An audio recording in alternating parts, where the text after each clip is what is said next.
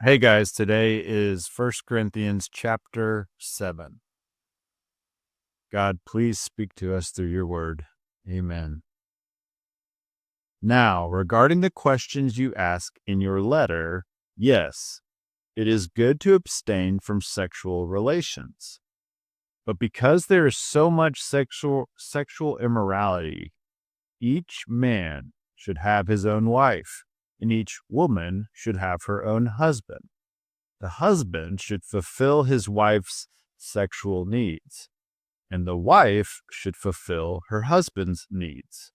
The wife gives authority over her body to her husband, and the husband gives authority over his body to his wife. Do not deprive each other of sexual relations, unless you both agree to refrain from sexual intimacy for a limited time, so you can give yourselves more completely to prayer. Afterward, you should come together again so that Satan won't be able to tempt you because of your lack of self-control. I say this as a concession, not as a command, but I wish everyone were single, just as I am. Yet each person has a special gift from God of one kind or another. So I say to those who aren't married and to widows, it's better to stay unmarried, just as I am. But if they can't control themselves, they should go ahead and marry. It's better to marry than to burn with lust. But for those who are married, I have a command that comes not from me, but from the Lord. A wife must not leave her husband. But if she does leave him, let her remain single or else be reconciled to him. And a husband must not leave his wife. Now I will speak to the rest of you, though I do not have a direct command from the Lord. If a fellow believer has a wife who is not a believer, and she is willing to continue living with him, he must not leave her. And if a believing woman has a husband who is not a believer, and he is willing to continue living with her, she must not leave him. For the believing wife brings holiness to her marriage, and the believing husband brings holiness to his marriage. Otherwise, your children would not be holy, but now they are holy. But if the husband or wife who isn't a believer insists on leaving, let them go. In such cases, the believing husband or wife is no longer bound to the other, for God has called you to live in peace. Don't you wives realize that your husbands might be saved because of you? And don't you husbands realize that your wives might be saved because of you? Each of you should continue to live in whatever situation the Lord has placed you, and remain as you were when God first called you. This is my rule for all the churches.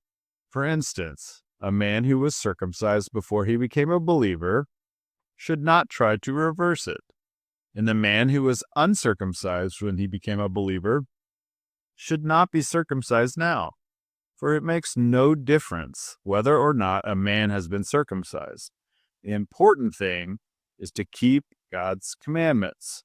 Yes, each of you should remain as you were when God called you. Are you a slave? Don't let that worry you.